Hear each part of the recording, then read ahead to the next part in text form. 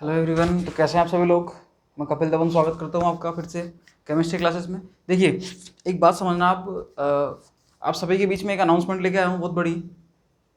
मैंने आपको वो चीज़ लास्ट लेक्चर में भी समझाई थी। क्या है, जैसे कुछ लोग हैं जिनके कमेंट्स आ रहे हैं जो कि रेगुलर पढ़ रहे हैं, ठीक है। गौरव है, अमन है, जैसे आरती है, एक गार्गी है, ये 4-5 लोग हैं जो कि रेगुलर कमेंट कर रहे हैं, रेगुलर अपनी स्टडी रख रहे हैं, ये ठीक है, अपनी पढ़ाई कर रहे हैं। तो ये कुछ ये बोल रहे हैं कि जैसे कोई तो कह रहे हैं कि रिवीजन के लिए बोल रहे हैं कई लोग तो कि जैसे रिवीजन कराया जाए। कुछ कह रहे हैं हिंदी के लिए। हिंदी का मैंने बिल्कुल जो प्रॉब्लम थी वो सारी मैंने सॉर्ट आउट कर दी, ठीक है।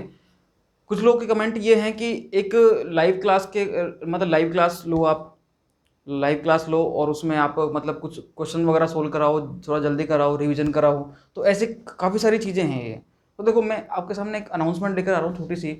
उस चीज़ को बहुत ध्यान से समझना और वहाँ पर आप आना भी, सबको आना है वहाँ पर। देखो, जैसे ही अपना ये वाला चैप्टर कंप्लीट होता है उसके बाद मैं आपको एक दिन दूंगा, ठीक है। अपना बिल्कुल रेगुलर क्लासेस तो अपनी होंगी, लेकिन एक दिन वैसे दूंगा कि मैं उस एक मतलब चैप्टर कंप्लीट होने के एक दिन जस्ट बाद एक लाइव क्लास लेकर आऊँगा, ठीक है। उस लाइव क्लास में मैं क्या करने वाला हूँ कि इस चैप्टर का जो पूरा रिवीजन है वो पूरा रिवीजन कराऊंगा, और साथ में उस चैप्टर के पीछे के जितने भी क्वेश्चंस होंगे न्यूमेरिकल्स, वो सारे मैं सॉल्व कराऊंगा आपको, और एग्जांपल्स वगैरह। और मेन चीज़, आपके जितने डाउट्स होंगे ना, उन डाउट्स आप वो लेके आना, एग्जैक्टली डाउट्स क्या है।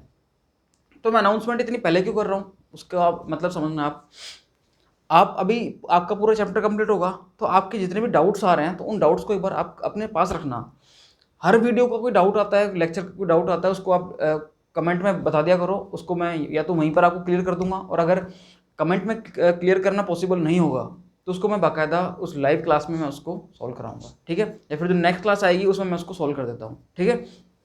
लाइव क्लास में आपके जितने डाउट्स होंगे, कोई जो सजेशंस होंगे कि सर ऐसा कुछ किया जाए, तो वहाँ पर आप बताना। सजेशंस हैं, आपकी कुछ प्रॉब्लम्स हैं वो बता देना। उसके अलावा और क्या चाहते हैं आपकी इस तरीके से अगर पढ़ाई हो तो वो फार बेटर रहेगा हमारे लिए, तो वो आप बताना एक बार, ठीक है। उसके अलावा मैं इस चैप्टर का रिवीजन और साथ में जितने भी न्यूमेरिकल्स हैं, क्वेश्चंस हैं, एग्जाम्पल्स हैं, वो सारे मैं सॉल्व कराने वाला हूँ, और वो कराऊंगा मैं लाइव क्लास के थ्रू, ठीक है। वो क्लास समझना उस चीज़ को बहुत ध्यान से। वो क्लास अपनी एक जस्ट लाइक मैराथन क्लास होने वाली है। उसका टाइम ड्यूरेशन कुछ नहीं पता कि वो कितनी बड़ी हो जाए, तो आराम से उस दिन फ्री माइंड से रहना। मैं इसके लिए एक अलग से वीडियो बनाऊंगा, उस वीडियो में अनाउंसमेंट दूंगा, ठीक है, ताकि वो सब बच्चों के पास जाएगी जितने भी मेरे से जुड़े हुए हैं, जितने मेरे सब्सक्राइबर्स हैं, और भी काफ़ी लोग, और आप भी उसको काफ़ी आगे तक भेजना, ठीक है। उस वीडियो को आप ज़्यादा से ज़्यादा शेयर करवाना। क्लियर। उस वीडियो को आप जितना ज़्यादा शेयर कराओगे उतना ही ज़्यादा आपको फ़ायदा होगा, और जितने ज़्यादा लोग जुड़ेंगे तो उन सबका माइंड चलेगा अपना अपना, उन सबके डाउट्स आएंगे, और सबके जब कई लोगों के डाउट्स आते हैं ना, तो वो कुछ कॉमन डाउट्स ऐसे होते हैं जो कि हर बंदे के आते ही आते हैं, तो वो डाउट्स है ना, वो सबके आते होंगे बिल्कुल, तो वो सबके क्लियर हो जाएंगे एक साथ। क्लियर। और कुछ स्पेशल डाउट होंगे तो वो भी मैं लाइव क्लास के थ्रू क्लियर करूंगा। तो वो क्लास अपनी मैराथन क्लास होने वाली है, बहुत बड़ी क्लास होगी। उसका टाइम ड्यूरेशन कुछ नहीं पता कि वो 2 घंटे, 3 घंटे, 4, 5, 6 कितने घंटे की होगी, डजेंट मैटर, कोई पता नहीं हमें, ठीक है। वो डिपेंड करेगी कि हमारे क्वेश्चंस कितने सॉल्व होते हैं। सबसे ज़्यादा वो क्लास डिपेंड करेगी कि भैया कितनी स्ट्रेंथ आती है। जितनी ज़्यादा स्ट्रेंथ होगी, जितनी ज़्यादा स्ट्रेंथ होगी, उतना ही ज़्यादा मेरे को भी सही लगेगा। मेरे को लगेगा कि स्टूडेंट्स पढ़ रहे हैं, मेरे को अच्छा लगेगा क्लास में कि यार जितने ज़्यादा स्टूडेंट्स होते हैं उतना ही ज़्यादा एक कॉन्फिडेंस रहता है पढ़ाने का, ठीक है। एक मोटिवेशन मिलता रहता है। क्लियर। तो आप ज़्यादा से ज़्यादा स्टूडेंट्स को वहाँ पर लेकर आएँ, ज़्यादा से ज़्यादा लोगों को जोड़ें, चाहे वो नीट के हो, आईआईटी के हों, या आप खुद 12th की प्रिपरेशन कर रहे हैं, तो ऐसे लोग आप जोड़ें, ठीक है। तो मैं वो लाइव क्लास लेके आऊँगा, मैराथन क्लास होगी, काफ़ी लंबी क्लास होगी, कंप्लीट डाउट बेस्ड क्लास होगी वो। उसमें डाउट सेशन चलेंगे टोटल, उसके अलावा उसमें एनसीईआरटी के पीछे के सवाल चलेंगे, ठीक है। ये तो होगी अपनी अनाउंसमेंट, तो भैया ध्यान रखना। और जैसे चैप्टर कंप्लीट होता है उसके बाद मैं आपको एक दिन का समय दूंगा। अगर कोई ये चाहते हैं कि उनके डाउट थोड़े से और हैं, वो पढ़ रहे हैं अभी, तो मैं एक दिन छोड़ के 2 दिन या 3 दिन बाद ले लूँगा लाइव सेशन को, ठीक है। जैसे आज अगर क्लास खत्म होती है तो 2 या 3 दिन बाद मैं उस लाइव सेशन को लूँगा अलग से, ठीक है। जब तक अपने अगले चैप्टर, जो अपना नेक्स्ट चैप्टर है एल्कोहल फिनोल ईथर, उसके तो लेक्चर्स आते रहेंगे, वो तो आते रहेंगे, वो नहीं रुकेंगे कभी भी, ठीक है। लेकिन लाइव क्लास के लिए जो आपके डाउट्स हैं वो क्लियर हो, इसके लिए आप थोड़ा एक बार फिक्स टाइम ले लेना, 1 दिन, 2 दिन, 3 दिन, वो डिपेंड करेगा आप पर, ठीक है। आप बता देना जो भी होगा। तो ज़्यादा से ज़्यादा इस वीडियो को शेयर करना, और ज़्यादा से ज़्यादा आप लोगों को जोड़े, ठीक है। तो आज मैं स्टार्ट करने जा रहा हूँ अपना नेक्स्ट चैप्टर का, सॉरी, इस चैप्टर का नेक्स्ट टॉपिक, जो कि है इलेक्ट्रॉन स्नेही प्रतिस्थापन अभिक्रियाएं, ठीक है, ये हम पढ़ेंगे आज क्या होती है ये, इसके बारे में समझना भैया। इलेक्ट्रॉन स्नेही प्रतिस्थापन अभिक्रिया क्या होती है, समझो। देखो इस चीज को भी नाम से पता चल रहा है, इलेक्ट्रॉन स्नेही प्रतिस्थापन अभिक्रियाएं। ये मैंने आपको जब एक बार हेलो एरिन, जब मैंने प्रिपरेशन समझाई थी आपको हेलो एरिन को बनाने की विधियां, तो वहाँ पर मैंने आपको बताया था कि इलेक्ट्रॉन स्नेही प्रतिस्थापन अभिक्रियाओं का मतलब क्या होता है, ठीक है। इलेक्ट्रॉन स्नेही प्रतिस्थापन मतलब एक इलेक्ट्रॉन स्नेही की जगह दूसरा इलेक्ट्रॉन स्नेही का आना, वो क्या कहलाता है, इलेक्ट्रॉन स्नेही प्रतिस्थापन अभिक्रिया, ठीक है। यदि एक इलेक्ट्रोफाइल किसी दूसरे इलेक्ट्रोफाइल को रिप्लेस कर दे तो वो क्या होती है, electrophilic substitution reaction. Electrophilic substitution reaction की एक खास बात होती है कि ये एरोमेटिक कंपाउंड के द्वारा दी जाती है, और आपके सिलेबस में एरोमेटिक कंपाउंड के नाम पर केवल एक कंपाउंड है जिसका नाम है बेंजीन।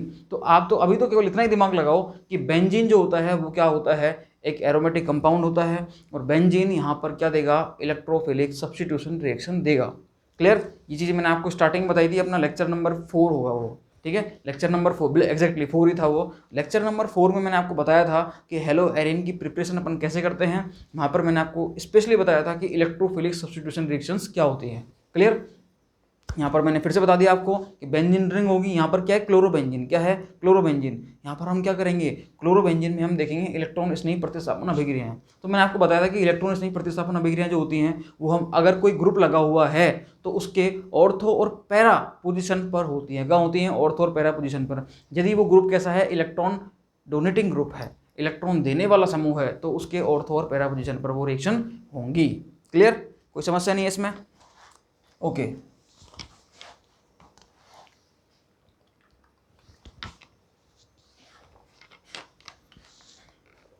देखना भैया, बहुत ध्यान से देखना इस चीज़ को। हाँ जी, देखो हेलो एरिन, ठीक है, बेंजीन की तरह सामान्य इलेक्ट्रॉन रागी मतलब इलेक्ट्रॉन स्नेही, बेंजीन की तरह हेलो एरिन जो होती हैं वो बेंजीन की तरह सामान्य इलेक्ट्रॉन स्नेही प्रतिस्थापन अभिक्रिया हैं, जैसे हेलोजनीकरण, नाइट्रीकरण, सल्फोनेशन, फ्रिडलक्राफ्ट आदि अभिक्रियाएं देती हैं। हेलोजन परमाणु, एक बार सुनते जाओ, फिर मैं बिल्कुल 1 बाय 1 हर एक चीज़ का मतलब समझाऊंगा इनका। हेलोजन परमाणु के आंशिक निष्क्रिय होते हुए भी इसका ऑर्थो व पैरा निर्देशकारी प्रभाव होता है। अतः अगला प्रतिस्थापन हेलोजन के स्थान से ऑर्थो और पैरा स्थितियों पर होता है। हेलोजन के ऑर्थो एवं पैरा निर्देशक प्रभाव को अनुनाद संरचनाओं की ओर ध्यान देकर आसानी से समझ सकते हैं। क्लियर है चीज़, ओके। इसका मतलब क्या है वो मैं समझाता हूँ आपको, देखो। हाँ जी भैया, देखो होता क्या है इसमें, इलेक्ट्रॉन स्नेही प्रतिस्थापन अभिक्रियाओं में, ठीक है। पहले तो मैं आपको ये जो कुछ वर्ड्स हैं, इन्होंने बोला कि इलेक्ट्रॉन स्नेही प्रतिस्थापन अभिक्रिया होती हैं, जैसे एक तो होता है हेलोजनेशन, मतलब हेलोजनन मतलब हेलोजनीकरण, हेलोजन का जुड़ना। मैंने आपको बोला हुआ है कि जिस भी वर्ड के आगे करण लग जाए या फिर क्या लग जाए, ननन लग जाए, जनन, इस टाइप से, तो क्या होता है, उसका मतलब होता है उस वर्ड का जुड़ना। जैसे इन्होंने बोला हेलोजनन मतलब हेलोजन का जुड़ना, या फिर यूँ होता है हेलोजनीकरण, तो क्या हो जाता है, हेलोजन का जुड़ना, ठीक है। इन्होंने बोला नाइट्रोकरण मतलब, हाँ जी, नाइट्रो ग्रुप का जुड़ना, लास्ट में क्या लग गया, करण लग गया, लास्ट में क्या लग गया, करण मतलब नाइट्रो ग्रुप का जुड़ना, NO2 का जुड़ना। एक होता है सल्फोनेशन, अगर इसने इंग्लिश में बोल दिया सल्फोनेशन, वैसे सल्फोनीकरण होता है, ठीक है, इसने देवनागरी में लिख दिया है। जो सल्फोनेशन होता है इसका हिंदी में नाम क्या होता है, सल्फोनीकरण। क्या होता है इसका नाम, सल्फोनीकरण, सल्फोनीकरण, सही है। हिंदी में इसका नाम क्या होता है, सल्फोनीकरण। क्लियर है, कोई दिक्कत नहीं है। अब देखो सल्फोनेशन, और एक होता है फ्रिडलक्राफ्ट अभिक्रिया। अब फ्रिडलक्राफ्ट जो होती है ना, 2 तरह की होती हैं। फ्रिडलक्राफ्ट एल्किलीकरण मतलब उसमें एल्काइल ग्रुप जुड़ता है, और एक होता है फ्रिडलक्राफ्ट असाइलेशन, जिसमें असाइल ग्रुप जुड़ता है, RCO ग्रुप जुड़ता है उसमें, ठीक है। तो 5 रिएक्शन हो गई अपनी, ये हेलोजनेशन, हेलोजन का जुड़ना, फर्स्ट रिएक्शन, हेलोजन का जुड़ना। दूसरी रिएक्शन कौन सी है यहाँ पर, नाइट्रीकरण मतलब नाइट्रो समूह का जुड़ना। तीसरा सल्फोनेशन, सल्फोनीकरण, सल्फोनिल समूह का जुड़ना। अब कौन सा समूह जुड़ेगा यहाँ पर, सल्फोनिल समूह। सल्फोनिल समूह क्या होता है, SO3H, क्या होता है, SO3H, ये होता है सल्फोनिल समूह, ठीक है। चौथा फ्रिडलक्राफ्ट अभिक्रिया। अब फ्रिडलक्राफ्ट की दो तरह की होती हैं, फ्रिडलक्राफ्ट एल्किलीकरण, फ्रिडलक्राफ्ट असाइलीकरण, ठीक है, असाइलेशन। क्लियर है चीज, ओके। अब सबसे पहले हम आते हैं, इसने एक बात बोली है कि हेलोजन परमाणु जो होता है उसका आंशिक निष्क्रियक होते हुए भी इसका ऑर्थो व पैरा निर्देशकारी प्रभाव होता है। मैं आपको बताता हूँ, देखो इसको मतलब समझना इसका, ये बहुत अच्छी बात है ये वाली, कि हेलोजन जो होता है, हेलोजन ये एक इलेक्ट्रॉन विड्रॉइंग ग्रुप है, आपको बहुत अच्छे से पता है, मतलब इलेक्ट्रॉन खींचने वाला समूह है। ये क्या है? इलेक्ट्रॉन खींचने वाला समूह। इलेक्ट्रॉन खींचने वाला मतलब इसका -I प्रभाव होता है। क्या होता है? -I प्रभाव, क्योंकि इलेक्ट्रॉन खींच रहा है। क्यों? क्योंकि इसकी विद्युत ऋणता ज़्यादा है। सही है। लेकिन जब ये बेंजीन रिंग पर जुड़ता है, तो हम देखते हैं, लेकिन जब ये बेंजीन रिंग पर जुड़ता है तो हम देखते हैं कि इसके पास 3 लोन पेयर होने की वजह से ये क्या करता है? हाँ जी, ये अपना +R इफेक्ट शो करता है। कौन सा इफेक्ट शो करता है? +R। इसका अगर I में देखें तो -I होता है, और अगर प्लस में देखें तो +R होता है। किसी स्टूडेंट के दिमाग में अगर ये बात हो ना कि किसी का अगर -I है तो R में भी उसका माइनस ही होगा, तो ये बात गलत है, बिल्कुल गलत बात है ये। ऐसा हो भी सकता है और नहीं भी हो सकता, कोई कुछ नहीं कह सकते अपन। ठीक है, वो डिपेंड करता है ग्रुप पर कि वो समूह कौन सा है, वो ग्रुप कौन सा है। ऐसा होता है कि किसी का -I है तो उसका -R भी होगा, जैसे कि NO2। ठीक है, लेकिन ये जरूरी नहीं कि किसी का अगर -I ही है तो उसका -R ही होगा, जैसे कि हेलोजन्स जो होते हैं इनका -I इफेक्ट होता है, लेकिन अगर R में देखा जाए तो +R इफेक्ट होता है। रीजन क्या होता है? इंडक्टिव इफेक्ट केवल और केवल देखा जाता है कि इलेक्ट्रॉन खींच रहा है, या मतलब विद्युत ऋणता से डिपेंड करता है। विद्युत ऋणता से देखते हैं इसको अपन, इंडक्टिव इफेक्ट को, कि विद्युत ऋणता जिसकी ज़्यादा वो खींचेगा। हेलोजन्स की विद्युत ऋणता ज़्यादा होती है तो ये इलेक्ट्रॉन खींच लेता है ये। ठीक है, मतलब इसका -I होता है। R इफेक्ट जो होता है वो डिपेंड करता है कि भैया बेंजीन रिंग में वो इलेक्ट्रॉन डेंसिटी को बढ़ा रहा है या कम कर रहा है। बेंजीन रिंग में जब ये हेलोजन जुड़ता है तो ये अपने लोन पेयर बेंजीन रिंग को देगा, और बेंजीन रिंग को लोन पेयर देने की वजह से क्या होता है कि भैया ये अपनी इलेक्ट्रॉन डेंसिटी उसको दे रहा है बेंजीन रिंग को, तो बेंजीन रिंग में इलेक्ट्रॉन डेंसिटी बढ़ा रहा है, और बढ़ा रहा है मतलब बेंजीन में इलेक्ट्रॉन डेंसिटी आ रही है ना, तो बढ़ रही है, मतलब इसका +R इफेक्ट होगा। अगर ये बेंजीन से खींचता तो भैया इसका -R हो जाता। NO2 होता है, उसका -I होता है और -R होता है, क्योंकि जब वो NO2 को जोड़ते हैं इससे अपन बेंजीन से, तो भैया वो इलेक्ट्रॉन पुलिंग करता है, वो इन पाई बॉन्ड्स को भी खींचने लग जाता है वो। ठीक है, तो ध्यान रखना भैया इस बात को आप। ठीक है, मतलब इसकी वजह से तो क्या होता है, देखो इंडक्टिव इफेक्ट जो होता है इसकी वजह से तो होता ही है निष्क्रियक। क्या होता है ये? निष्क्रियक, मतलब बेंजीन रिंग में इलेक्ट्रॉन डेंसिटी दे भी रहा है लोन पेयर की वजह से, लेकिन इस -I की वजह से खींच भी रहा है। अजीबोगरीब आदमी हो गया। तो हेलोजन आपके दिमाग में थोड़ा सा लगा कि यार ये क्या बात हो गई। हेलोजन जो होता है वो बेंजीन रिंग को इलेक्ट्रॉन डेंसिटी दे भी रहा है बाय द +R इफेक्ट की वजह से, लेकिन ये इस बेंजीन रिंग से इलेक्ट्रॉन डेंसिटी को खींच भी रहा है -R इफेक्ट की वजह से। ध्यान रखना भैया। तो -I इफेक्ट जो होता है ये तो उसको बनाता है क्या? निष्क्रियक। क्या बनाता है? निष्क्रियक। लेकिन आपको पता है +R इफेक्ट की वजह से ये लोन पेयर कहाँ जाते हैं? इधर जाते हैं। तो ऑर्थो पैरा ऑर्थो, मतलब ये जो ऑर्थो पैरा पोजीशंस हैं इन पर क्या आता है? माइनस चार्ज आता है। इधर माइनस आ जाएगा, यहाँ माइनस आ जाएगा, यहाँ माइनस आ जाएगा। ऑर्थो पैरा पोजीशन पर क्या आता है? Minus charge. और ऑर्थो पैरा पोजीशन पर माइनस चार्ज आता है, इसीलिए ऑर्थो और पैरा क्या होता है? ये निर्देशकारी होता है। क्या होता है ये? ऑर्थो और पैरा निर्देशकारी होता है। क्या होता है? ऑर्थो और पैरा निर्देशकारी, मतलब अगर कोई आने वाला समूह होगा तो वो ऑर्थो और पैरा पोजीशन पर ही आएगा। वो कहाँ आएगा? ऑर्थो और पैरा पोजीशन पर ही। क्यों? क्योंकि ऑर्थो और पैरा पोजीशन पर क्या आ रहा है? माइनस चार्ज आ रहा है। क्लियर है? अब इसको समझते हैं हम और थोड़ा ध्यान से। देखना भैया, समझना से इसको बहुत ध्यान से। अब तक जो मैंने लिखा है इसको मैं थोड़ा साफ कर रहा हूँ। ठीक है,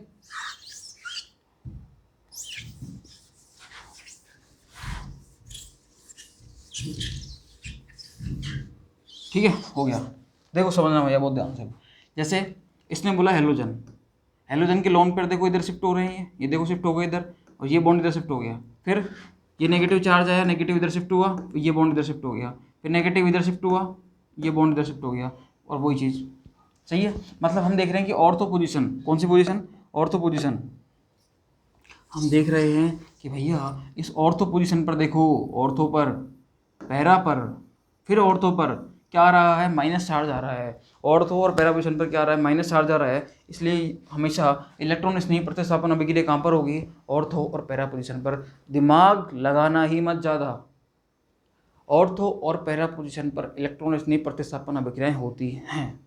क्लियर है चीज़? कोई दिक्कत नहीं है इसमें।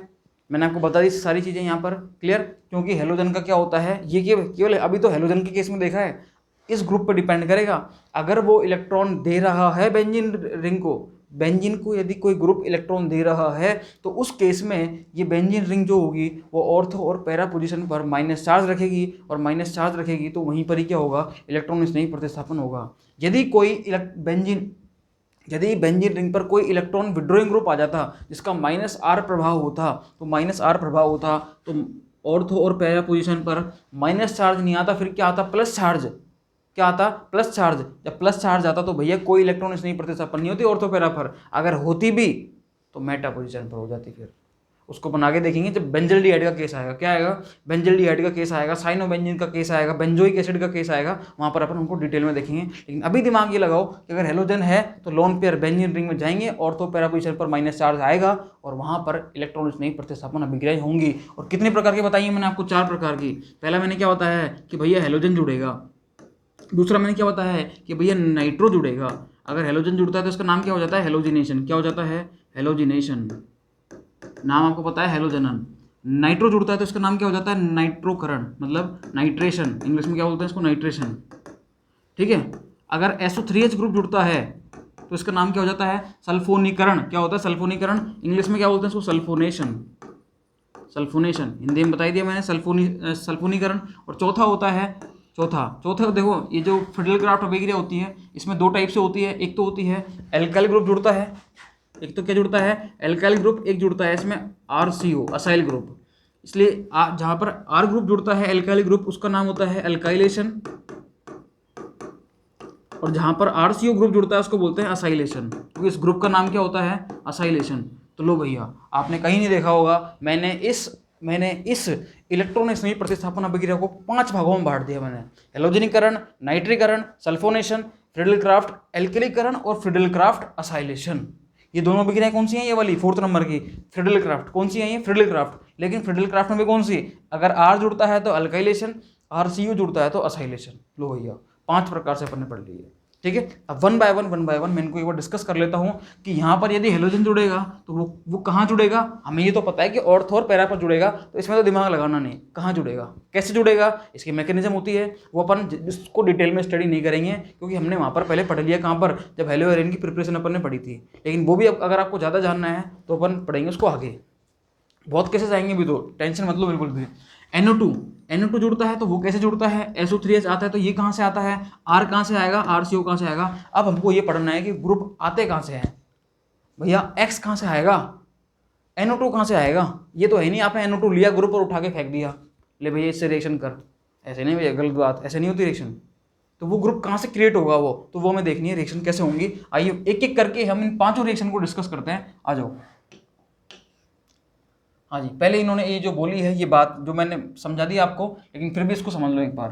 हाँ जी, अनुनाद के कारण मेटा स्थिति की तुलना में, हाँ जी, अनुनाद के कारण मेटा स्थिति की तुलना में ऑर्थो और पैरा, कौन सी भैया, ऑर्थो एंड पैरा स्थितियों पर इलेक्ट्रॉन घनत्व, इलेक्ट्रॉन डेंसिटी क्या होती है, अधिक हो जाती है। इलेक्ट्रॉन घनत्व क्या हो जाता है, अधिक हो जाता है। कहाँ पर, ऑर्थो और पैरा पोजीशन पर। माइनस आई प्रभाव के कारण हेलोजन परमाणु की प्रकृति कैसी होती है, बेंजीन वाले के इलेक्ट्रॉन आकर्षित करने की होती है।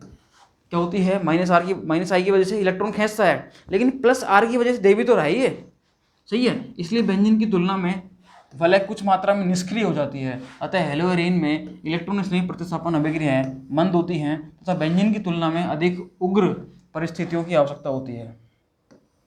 सही है, कोई दिक्कत नहीं है। उग्र क्यों हो रही है, क्योंकि भैया जो हेलोजन्स हैं उसका माइनस आई इफेक्ट क्या करता है, इनकी रिएक्टिविटी को कम कर देता है। तो कम कैसे करेगा भैया, इनकी रिएक्टिविटी कम हो जाती है क्योंकि माइनस आई इफेक्ट इस बेंजीन रिंग से इलेक्ट्रॉन डेंसिटी को खींचता है माइनस आई की वजह से, लेकिन प्लस आर की वजह से उसमें इलेक्ट्रॉन डेंसिटी दे भी रहा है, उस पर ऑर्थो और पैरा पोजीशन पर इलेक्ट्रॉन डेंसिटी को बढ़ा भी रहा है, और वहीं पर क्या होती है, इलेक्ट्रॉन स्नेही प्रतिस्थापन अभिक्रिया होती हैं।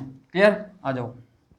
देखो मैंने आपको बोला था 5, एक तो हेलोजनीकरण, हाँ जी, नाइट्रीकरण, सल्फोनीकरण, फ्रिडलक्राफ्ट में एल्कलीकरण और एसाइलीकरण। ठीक है, ये 5 रिएक्शन थी। इंग्लिश वाले देखें तो भैया halogenation, nitration, sulphonation, Friedel Crafts alkylation and Friedel Crafts acylation, ये 5 रिएक्शन है अपने। ठीक है, देखो सबसे पहले मैं बता रहा हूँ आपको हेलोजिनेशन। कौन सी बता रहा हूँ, हेलोजिनेशन।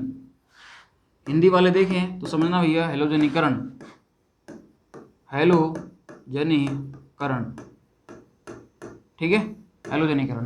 रिएक्शन कौन सी, हेलोजनीकरण। हेलोजनीकरण में क्या होता है, देखो भैया ये है, इसका नाम क्या, क्लोरोबेंजीन। क्लोरोबेंजीन पर आपने क्या लगा, क्या जोड़ा, Cl2 और एक लिया FeCl3। ध्यान रखना Cl2 और FeCl3 आपको लेना पड़ेगा।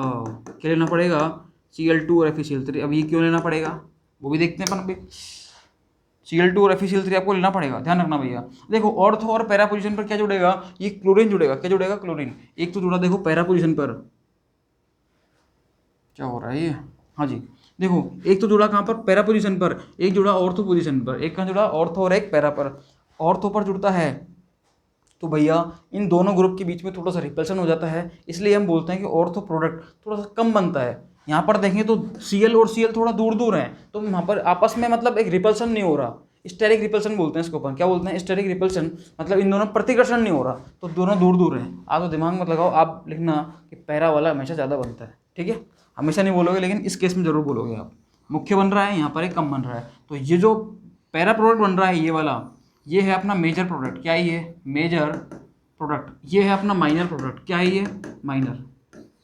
ठीक है, तो कौन सा मेजर होगा कौन सा माइनर होगा, आपके समझ में आ गई बात। ठीक है, अगर कोई पूछे कि भैया ऑर्थो वाला माइनर क्यों, जी, तो आप क्या बोलोगे, जबकि आपसे तो अच्छा ठीक है, एक सवाल करता हूँ मैं आपसे, इसका आंसर आप खुद ढूंढना, नेक्स्ट क्लास में मैं दे दूंगा वहाँ पर, ठीक है। या फिर कमेंट आप जरूर करना कि इसका आंसर क्या होगा। अगर मैं इसकी बात करता हूँ क्लोरोबेंजीन की, तो देखो समझना, ये ऑर्थो पोजीशन, ये ऑर्थो पोजीशन और ये पैरा पोजीशन। भैया दो तो ऑर्थो हैं, एक पैरा है। दो ऑर्थो हैं, एक पैरा है, सही है। फिर भी दो ऑर्थो होने के बाद भी भैया पैरा वाला जिसमें केवल एक पोजीशन है वो मुख्य बन रहा है, ताकि मुख्य तो किसको बनना चाहिए, ऑर्थो को बनना चाहिए। फिर भी क्या हो रहा है, जो पैरा वाला है वो मुख्य बन रहा है, सही है। इसका आंसर आप ढूंढना कैसा क्यों हो रहा है, मैं आपको नेक्स्ट लेक्चर में जरूर बताऊंगा। अगर कोई कमेंट करता है तो कमेंट में मैं उसका आंसर जरूर दूंगा इसका, ठीक है, ओके। वैसे आप सभी को पता होगा कि जो भी कमेंट करता है, कुछ भी बोलता है, किसी भी तरह की प्रॉब्लम होती है, कोई सजेशन होता है, तो मैं उसका आंसर फुल करता हूँ पूरा ढंग से, ठीक है। मैंने सबके आंसर बढ़िया ढंग से रिप्लाई किए हैं, किसी का भी मैं कमेंट को ऐसे ऐसे नहीं सीन करके छोड़ दिया, उसका अच्छे से रिप्लाई करता हूँ मैं, ठीक है। तो पैरा वाला मुख्य क्यों बन रहा है, ऑर्थो वाला क्यों नहीं बन रहा है, ये चीज़, तो ये थोड़ा सा दिमाग लगाना आप। मैंने आपको फिर भी बताया यहाँ पर, अगर आप इस लेक्चर को थोड़ा सा पॉज करके बैक करके देखो तो मैंने इसका रीजन भी आपको बता दिया था, लेकिन आपने थोड़ा अगर गौर किया हो तो देखो। अब समझना, इस क्लोरोबेंजीन की रिएक्शन यदि मैं किससे कराऊँ, क्लोरीन और FeCl3 से, किससे कराऊँ, क्लोरीन और FeCl3 से कराता हूँ। देखो तो रिएक्शन कैसे होती है, ये है क्लोरीन, Cl2 को आप कैसे लिखोगे भैया, ये जो Cl2 होता है, ये इस Cl2 को आप कैसे लिखते हो, ऐसे देखो, ऐसे, ये Cl सिंगल बॉन्ड Cl, और साथ में आपने क्या लिया हुआ है, FeCl3। भैया FeCl3 क्या होता है, अगर आपने पढ़ा हो कि डी ब्लॉक की जो मेटल्स होती हैं, डी ब्लॉक की जो मेटल्स होती हैं वो एक अच्छे लिवाइस एसिड होती है। वो क्या होती हैं, एक अच्छे लुईस अम्ल की तरह व्यवहार करती हैं। मतलब ये जो FeCl3 है ये क्या है, लुईस अम्ल है। ये क्या है, लुईस अम्ल। लो भैया FeCl3 क्या है, एक लुईस अम्ल है। मतलब इंग्लिश वाले देखना भैया, ये एक लिवाइस एसिड है। क्या है ये, लिवाइस एसिड। अब ये तो आपको पता होगा लिवाइस एसिड क्या होता है, ऐसा कोई अम्ल या ऐसा कोई कंपाउंड जो कि बाहर की एक्सटर्नल इलेक्ट्रॉन डेंसिटी को एक्सेप्ट करता हो। अगर किसी में बाहर से एक्सटर्नल इलेक्ट्रॉन डेंसिटी को एक्सेप्ट करने की टेंडेंसी होती है, वो क्या होती है, लिवाइस एसिड। यदि कोई एटम या फिर एलिमेंट या फिर कोई भी कंपाउंड अगर अपने लोन पेयर को या अपनी इलेक्ट्रॉन डेंसिटी को किसी एक्सटर्नल सोर्स को देता है तो वो होता है लिवाइस बेस, लुईस क्षार। तो क्षार लुईस जब भी लगता है ये बात करता है इलेक्ट्रॉन डेंसिटी या लोन पेयर को लेकर। किसको बात करता है, या तो एक्सटर्नल इलेक्ट्रॉन डेंसिटी को, ठीक है, या फिर लोन पेयर्स को। अगर अम्ल होगा तो वो एक्सटर्नल इलेक्ट्रॉन डेंसिटी या एक्सटर्नल बाहरी स्रोत के जो हैं, बाहरी स्रोत के जो लोन पेयर होंगे या इलेक्ट्रॉन घनत्व होगा उसको लेने की बात करेगा, ठीक है। और अगर ये क्षार होता तो ये इलेक्ट्रॉन डेंसिटी को देने की बात करता। जैसे कि अमोनिया जो होता है, अमोनिया क्या बोलता है, लुईस बोलता है कि अमोनिया एक लुईस क्षार होता है, ammonia is a Lewis base, ठीक है। वाइल AlCl3 हुआ, FeCl3 हुआ, these are the example of Lewis acid. मतलब ये जो होते हैं ये किसके उदाहरण है, ये FeCl3 हुआ, AlCl3 हुआ। आप जरूरी नहीं यही लो, नहीं भैया गलत बात, आप AlC3 भी ले सकते हो, ये लो। अगर आप ये ले लेते हो तो कोई आपको फांसी नहीं चढ़ाएगा, आपको कोई कुछ नहीं बोलने वाला। आप चुपचाप AlCl3 लिख के निकल लो, बिल्कुल सही होगा। या जरूरी नहीं ये लो, आप कोई भी यहाँ पर लुईस अम्ल ले सकते हो, लेकिन यहाँ पर लुईस अम्ल आपको वो लेना पड़ेगा जो कि हेलोजन को ले। अब यहाँ पर थोड़ी सी बाउंडेशन हो जाती है, लेकिन लुईस अम्ल होना चाहिए भैया वो। सही है, कोई दिक्कत नहीं है। ओके, तो मेरे हिसाब से चीज़ें समझना थोड़ी सी और। देखो भैया, Cl2 और FeCl3 क्या करते हैं कि Cl2 और FeCl3 ये जब आपस में रिएक्शन करेंगे तो होता क्या है, Cl बॉन्ड है ये, ठीक है। FeCl3 क्या करता है, लुईस अम्ल होता है, ये Cl को लेता है किस फॉर्मेट में, Cl- की फॉर्म में। किसकी फॉर्म में लेगा, Cl- की फॉर्म में। और अगर मैं इसको ऐसे लिखूं तो देखना भैया, समझना, बहुत ध्यान समझना, ये इसको ऐसे ले लेगा। कैसे ले लेगा, ऐसे, ठीक है। इसने ले गया और यहाँ से Cl- को ले गया, और इसने खुद ने क्या बना लिया, FeCl3 था, Cl- ले गया यहाँ से, और क्या बना दिया इसने भैया, FeCl4-। क्या बना दिया, FeCl4-, और यहाँ से क्या बचा, Cl+। अब भैया एक बात बताओ, आप क्या पढ़ रहे हो, इलेक्ट्रॉन स्नेही प्रतिस्थापन अभिक्रिया है। आपने खुद ने बोला था कि एक इलेक्ट्रॉन स्नेही की जगह दूसरे इलेक्ट्रॉन स्नेही का आना, वो होती है इलेक्ट्रॉन स्नेही प्रतिस्थापन अभिक्रिया है। अब मेरे को एक बात बताओ यार, इलेक्ट्रॉन स्नेही की जगह कौन आएगा, अगला इलेक्ट्रॉन स्नेही। सही है, तो इलेक्ट्रॉन स्नेही यहाँ पर तो कौन होता है, हाइड्रोजन। आपको सबको अच्छे से पता है, क्योंकि ऑर्थो और पैरा पोजीशन पर ही आना है, पैरा पोजीशन और ऑर्थो पर आ गया। देखो, ठीक है, आया कैसे भैया, यहाँ से जो हाइड्रोजन थे ये हटे थे। हाइड्रोजन हटता है किस फॉर्मेट में, H+ की फॉर्म में, और H जिस पर प्लस चार्ज आता है वो क्या होता है, इलेक्ट्रॉन स्नेही। तो यहाँ से भी तो कोई ना कोई इलेक्ट्रॉन स्नेही होना चाहिए ना, तभी तो आप एक इलेक्ट्रॉन स्नेही की जगह, हाइड्रोजन की जगह दूसरे इलेक्ट्रॉन स्नेही को ला सकते हो। सही है, मतलब आपको यहाँ से एक इलेक्ट्रोफाइल जनरेट करना पड़ेगा, एक आपको इलेक्ट्रॉन स्नेही यहाँ से बनाना पड़ेगा आपको। आप कैसे बनाओगे, आपको क्या पता कि Cl2 इलेक्ट्रोफाइल है, ये इलेक्ट्रोफाइल है, दोनों से कुछ रिएक्शन होने के बाद कुछ अलग इलेक्ट्रोफाइल बनेगा। तो भैया ध्यान रखना, Cl2 और FeCl3, या जरूरी नहीं ये AlCl3 भी ले लो, मतलब Cl2 और AlCl3 दोनों मिलके क्या बनाते हैं, Cl+ बनाते हैं। क्या बनाते हैं, Cl+। और ये Cl+ जो होता है, ये Cl+ ही क्या होता है, इलेक्ट्रोफाइल होता है। क्या होता है, इलेक्ट्रोफाइल। अगर एग्जाम में सवाल आ जाए कि हेलो एरीन जो होती हैं उनमें इलेक्ट्रॉन स्नेही प्रतिस्थापन अभिक्रिया हुई कौन सी, हेलोजनीकरण, उसमें एक्टिव स्पीसीज क्या होती है, ध्यान रखना भैया, ये एक्टिव स्पीसीज है। क्या है ये, एक्टिव स्पीसीज, एक्टिव स्पीसीज। या फिर मैं बोल सकता हूं कि ये Cl+ जो है ये क्या है, इलेक्ट्रोफाइल है। ये इसमें क्या होता है, ये इलेक्ट्रोफाइल जनरेट होता है। क्या होता है, इलेक्ट्रोफाइल। लो भैया, हेलोजिनेशन में इलेक्ट्रोफाइल क्या होता है, Cl+। क्या होता है, Cl+। इसका नाम क्या होगा, क्लोरोनियम आयन। अगर किसी का प्लस चार्ज होता है तो EM लगाते हैं लास्ट में, क्लोरोनियम आयन, ठीक है। माइनस चार्ज होता है तो आइड लगाते हैं, ठीक है, तो होता है क्लोराइड। लेकिन यहाँ पर प्लस चार्ज है तो इसका नाम क्या हो जाएगा, क्लोरोनियम आयन। तो अगर कोई पूछे कि हेलोजिनेशन में इलेक्ट्रोफाइल क्या होता है तो हम क्या बोलेंगे, क्लोरोनियम आयन। क्लियर। लो भैया, नेक्स्ट है अपनी नाइट्रेशन। कौन सी है, नाइट्रेशन। यहाँ पर भी क्या होते हैं, ये दोनों मिलके क्या बनाते हैं, NO2 बनाते हैं। कैसे बनाते हैं भैया, देखना इधर, इस रिएक्शन को पहले देखना। यहाँ पर भी तो आपको देखो, ये हाइड्रोजन है, ये हाइड्रोजन है, ये तो H+ की फॉर्म में निकल जाएंगे, लेकिन यहाँ पर भी तो कोई प्लस चार्ज का अपने को चाहिए ना स्पीशीज, तो वो कहाँ से आएगी, तो वो ऐसे आएगी। देखना, ये HNO3 की स्ट्रक्चर क्या होती है, ये लो, हाँ जी, इस तरीके से होता है ये। या फिर इसको ऐसे बना लो ताकि थोड़ी दिक्कत ना है। OH को मैं यहाँ ले लेता हूँ, कोई फर्क नहीं पड़ता उससे, और ये डबल बॉन्ड हो, ये होती है HNO3 की स्ट्रक्चर, ठीक है। ये HNO3 देखो ये रहा। अब ये H2SO4 जो होता है, ये क्या करता है, H2SO4 ये H+ निकालता है। भैया एसिड है, H2SO4 क्या है, अम्ल है, तो अम्ल क्या देता है, H+। इसने क्या दिया, H+ दिया। ये H+ क्या करेगा, इन लोन पेयर्स पर अटैक करेगा। कहाँ अटैक करेगा, इन लोन पेयर्स पर। ये लो भैया, चाहिए H+ कहाँ आया, इनके पास आया, लोन पेयर के पास। और क्या बन जाएगा यहाँ से, देखना भैया, N तो एज इट इज है ये यहाँ से एज इट इज है, ये double bond as it is है ये। अब OH जो है ये, इस ऑक्सीजन पर एक हाइड्रोजन तो ये रहा, और एक हाइड्रोजन अभी ये जुड़ गया, और अब प्लस चार्ज जो पहले H+ के ऊपर था अब कहाँ आ गया, ऑक्सीजन के ऊपर आ गया। सही है, क्योंकि ऑक्सीजन ने अपना क्या दे दिया, लोन पेयर दे दिया इसको, ठीक है। अब क्या होगा यहाँ से, अब भैया समझना बहुत ध्यान से बात, समझना भैया। देखो यहाँ से क्या होता है, ये जो बॉन्ड है, ये बॉन्ड कौन ले लेता है, पूरा का पूरा ऑक्सीजन ले लेता है, क्योंकि ऑक्सीजन एक अधिक विद्युत ऋणी तत्व होता है। Oxygen is a high electronegative atom, so it can not bear plus charge या पॉजिटिव चार्ज इजीली। ध्यान रखना भैया, ऑक्सीजन एटम कभी भी बहुत आसानी से प्लस चार्ज को बियर नहीं कर सकता।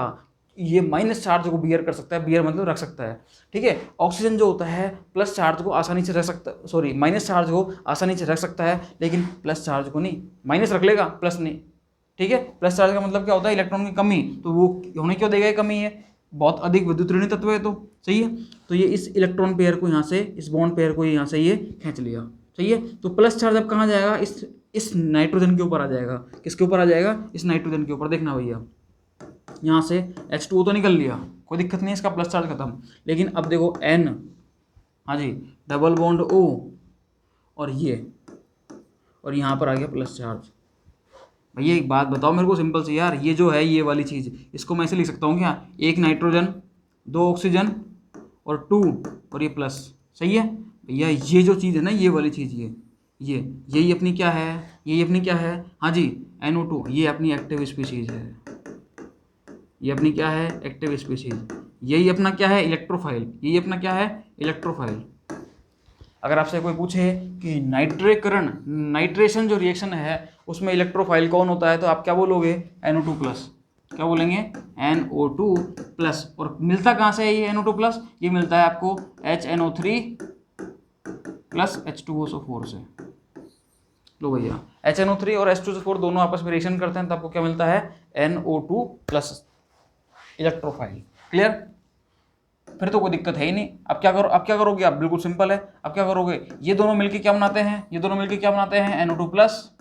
अब इस NO2 प्लस को आप क्या करोगे, एक बार चिपकाओगे ऑर्थो पर, एक बार चिपकाओगे पैरा पर। ये ऑर्थो पर चिपकाया, ये पैरा पर चिपकाया। आपको पता है जब पैरा होता है वो मुख्य होता है, ठीक है, ऑर्थो वाला कम होता है, just because of the repulsion, मतलब इनमें प्रतिकर्षण नहीं हो, चलिए सही है। आगे चलते हैं अपन अब और, हाँ जी देखो, नाइट्रेशन के बाद हम पढ़ेंगे अब सल्फोनेशन। क्या पढ़ेंगे अब, सल्फोनेशन। इसको भी समझ लो एक बार फटाफट से। सल्फोनेशन से एक स्पीसीज निकलती है, कौन सी, SO3H। आप तो भी इसको ध्यान रखना भैया, ये स्पीसीज जुड़ेगी इसमें, कौन जुड़ेगी, देखो ये जुड़ रही, ये जुड़ रही, एक बार ऑर्थो पर, एक बार पैरा पर, सही है। क्लियर है चीज, कैसे जुड़ती है देखना भैया। H2SO4 की स्ट्रक्चर ये होती है,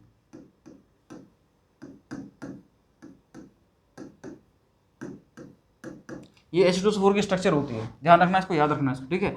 H2SO4 क्या होता है, देखो बहुत सारे होंगे, ऐसा तो है नहीं कि अगर आपने H2SO4 लिया है तो केवल एक ही लिया है, बिल्कुल आपने नाप तोल के लिया है कि बोले एक ही लूंगा H2SO4, सही है। अगर आप एक मोल भी लेते हो ना, छोटा सा होता है एक मोल, एक मोल में भी एक आवोगाद्रो नंबर के बराबर क्या होते हैं, ये मोलिकुल्स होते हैं ये, ठीक है।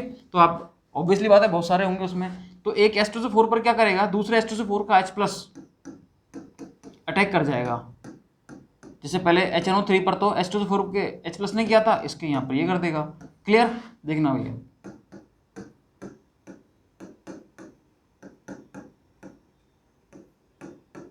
देखना इसने अटैक करा, अब यहाँ पर क्या हो जाएगा, इस ऑक्सीजन से ये प्लस चार्ज आ गया, ये क्या आ गया, प्लस चार्ज। अब यहाँ से ये निकल जाएगा, यहाँ से क्या निकल जाएगा, ये, ठीक है। जब ये निकलेगा तो प्लस चार्ज कहाँ जाएगा, हाँ जी, प्लस चार्ज कहाँ जाएगा, सल्फर के ऊपर। कहाँ जाएगा, इस सल्फर के ऊपर। यहाँ से H2O तो निकल लिया, H2 तो ऐसे निकल लिया, और आया क्या यहाँ पर, देखो भैया, sulphur double bond O, double bond O, OH, ये निकला, यहाँ प्लस चार्ज आ गया।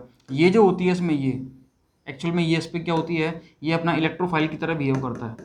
ये किसकी तरह बिहेव करता है, इलेक्ट्रोफाइल की तरह। आप हायर क्लासेस में पढ़ोगे कि एक्चुअल में ये इलेक्ट्रोफाइल ना होके SO3 होता है। कौन होता है एग्जैक्टली, तो SO3 होता है केवल। SO3 से ना होके कौन होता है, SO3। देखो इसको अगर मैं शॉर्ट में लिखता हूँ तो देखो कौन क्या होगा, एक तो सल्फर है, 3 ऑक्सीजन है, 1 2 3, और एक हाइड्रोजन है SO3, और इस पर क्या है, प्लस चार्ज, ये लो, सही है। ये जो हो गया, ये अपना क्या है, ये इलेक्ट्रोफाइल है। और ये इलेक्ट्रोफाइल देखो ये रहा, और यही कहाँ जुड़ता है, ऑर्थो पोजीशन पर और पैरा पोजीशन पर। इसमें दिमाग मत लगाना अभी SO3 कैसे होता है ये, सही है। लेकिन आप हायर क्लासेस में पढ़ोगे कि SO3 होता है। अगर मैं अभी इसको समझाने लगूँ तो ये बहुत हायर लेवल की बात हो जाएगी थोड़ी सी, इसलिए मैं इसको यहाँ पर डिस्कस ना करके इसको मैं, या तो एक बार आप सीख जाओ, जब आप IIT और नीट के लिए मेरे से क्वेश्चंस करोगे उस लेवल के, तो मैं आपको इस चीज़ को बहुत डिटेल में समझाऊंगा फिर आपको ये, ठीक है। अभी आप इतना ध्यान रखना कि यहाँ से जो एक्टिव स्पीसीज निकलती है वो क्या निकलती है, SO3H+ निकलती है। क्लियर, हाँ जी। बाकी लाइव सेशन में अगर कोई पूछता है मेरे से ये चीज़ें, तो लाइव में उस बंदे को जरूर बताऊंगा, जो भी होगा लाइव मुझसे जो पूछेगा उसको तो मैं बताऊंगा ही बताऊंगा वो चीज़ें, ठीक है। ओके, अभी थोड़ा सा कॉम्प्लीट हो जाएगा, अपनी वीडियोस बहुत लंबी लंबी हो जाती है वैसे भी, ठीक है, कोई दिक्कत नहीं है। तो बस ये सिंपल सी थी। अब एक है फ्रिडल क्राफ्ट। फ्रिडल क्राफ्ट अभी गिरा, ठीक है। फ्रीडल क्राफ्ट अभिक्रिया क्या होती है, वो भी सिंपल सी है बिल्कुल। यहाँ से आपको जो इलेक्ट्रोफाइल जनरेट करना है वो कौन सा करना है, एक बार करना है आपको एल्काइलेशन, एल्काइलेशन के लिए आप जनरेट करोगे R प्लस, और एक बार करना है आपको असाइलेशन, ये तो कौन सी हो गई, एल्काइलेशन, ध्यान रखना भैया, एल्काइलेशन। तो यहाँ पर देखो अल्काइल जुड़ रहा है CH3, ठीक है, तो इसका नाम हो जाएगा मिथाइलेशन, बस इतना सा नाम हो जाएगा। यहाँ पर देखो कौन जुड़ रहा है, असाइल, COCH3, तो इसका नाम हो जाएगा असाइलेशन, क्या हो जाएगा, असाइलेशन। क्लियर है, कोई दिक्कत नहीं है, आ जाओ देखना। अब देखना, समझना बात को बहुत ध्यान से। अब होता क्या है, ये दोनों आपस में रिएक्शन करते हैं कि ये CH3 प्लस आएगा कैसे, CH3Cl जो होता है इससे रिएक्शन कौन करते हैं, AlCl3 क्या करता है, लुईस अम्ल होता है ये इस Cl को लेके भग जाता है, किस फॉर्मेट में, Cl माइनस की फॉर्म में। तो यहाँ से एक तो निकल जाएगा AlCl4 माइनस, ये तो बाहर गया, बचेगा क्या, CH3 प्लस, क्या बचेगा यहाँ से, CH3 प्लस, और CH3 प्लस ही क्या होती है, एक्टिव स्पीशीज होती है। CH3 प्लस को अपन क्या बोलते हैं, इलेक्ट्रोफाइल, क्या बोलेंगे इसको अपन, इलेक्ट्रोफाइल। क्लियर है,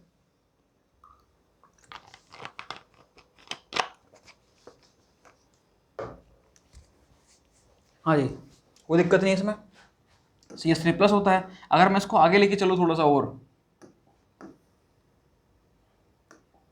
तो देखना भैया, यहाँ पर क्या होता है कि CH3COCl है, तो क्या होगा, CH3COCl, यहाँ पर कौन है, AlCl3, ये जो AlCl3 है इस Cl को लेके भग जाएगा यहाँ से, ठीक है, और ये क्या बना देगा, AlCl4 माइनस, तो ये तो अलग हो गया। अब इधर क्या बनेगा, CH3CO प्लस, इसको अपन बोलते हैं असाइल कटायन, क्या बोलते हैं इसको, असाइल कटायन, हिंदी में इसका नाम ही हो जाएगा असाइल धनायन, ठीक है। अब ये जो यहाँ पर अगर इसकी बात करूँ तो ये दोनों मिलकर क्या बनाते हैं, CH3CO प्लस, क्या बनाते हैं, CH3CO प्लस, ये लो भैया। तो एक्टिव स्पीशीज को पता होना चाहिए कि इलेक्ट्रोफाइल क्या बनेगा, ये जुड़ जाएगा ऑर्थो पर, एक जुड़ जाएगा पैरा पर। जो पैरा पर जुड़ेगा वो क्या होगा, मुख्य होगा, वो मेजर होगा, वो क्या होगा, मेजर। क्लियर है, कोई दिक्कत नहीं है, ठीक है। इसके बाद अच्छा ये तो क्वेश्चन है, इसको आप देख लेना, इसको अपन आगे डिस्कस करेंगे फिर, ओके। उसके बाद है धातु के साथ अभिक्रिया, इसको अपन पढ़ेंगे नेक्स्ट क्लास में, ठीक है। एक मिनट रुको, तो बाद देख लेते हैं वीडियो कितनी बड़ी हो गई, ठीक है। इसको अपन नेक्स्ट लेक्चर में देखेंगे, फिर धातु के साथ अभिक्रियाओं को अपन देखेंगे नेक्स्ट लेक्चर में, ठीक है, ओके। तो ध्यान रखना उसका कि अपनी जो नेक्स्ट क्लास होने वाली है वो मैराथन क्लास होने वाली है। अच्छा इंग्लिश में और एक बार दिखाया तो फटाफट से मैं आप सभी को, इंग्लिश वाले फटाफट देख लो, इलेक्ट्रोफिलिक सब्स्टिट्यूशन रिएक्शन, ठीक है, ये मैंने आपको बता ही दिया कि ऑर्थो पैरा पर क्या आता है, नेगेटिव चार्ज आता है, ठीक है, ये हो गया। इसमें 4 टाइप की होती है, हेलोजिनेशन, हेलोजन जुड़ जाएगा, कैसे जुड़ेगा, Cl2 FeCl3 से रिएक्शन करके क्या करेगा, Cl प्लस बनाता है। तो यहाँ पर एक्टिव स्पीशीज कौन सी होती है, Cl प्लस, कौन सी होती है, हाँ हेलोजिनेशन में कौन होती है, Cl प्लस। क्लियर। अगर मैं बात करूँ उसकी नाइट्रेशन की तो कौन सी होती है, NO2 प्लस, मतलब होगी तो इलेक्ट्रोफाइल की तरह ही, ठीक है, NO2 प्लस हो जाएगी। इसमें बात करूँ तो कौन सी होती है, SO3H प्लस, ये रहा। और अगर इसमें बात करते हैं फ्रीडल क्राफ्ट में, तो फ्रीडल क्राफ्ट में कौन सी हो जाएगी, अगर एल्काइलेशन है तो CH3 प्लस, असाइलेशन है तो CH3CO प्लस।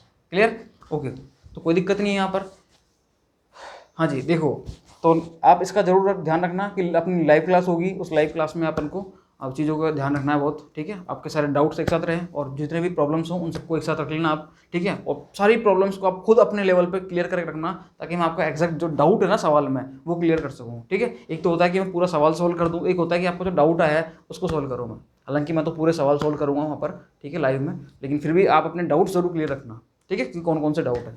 ओके, मिलते हैं अपन नेक्स्ट क्लास में, ठीक है। Thank you so much.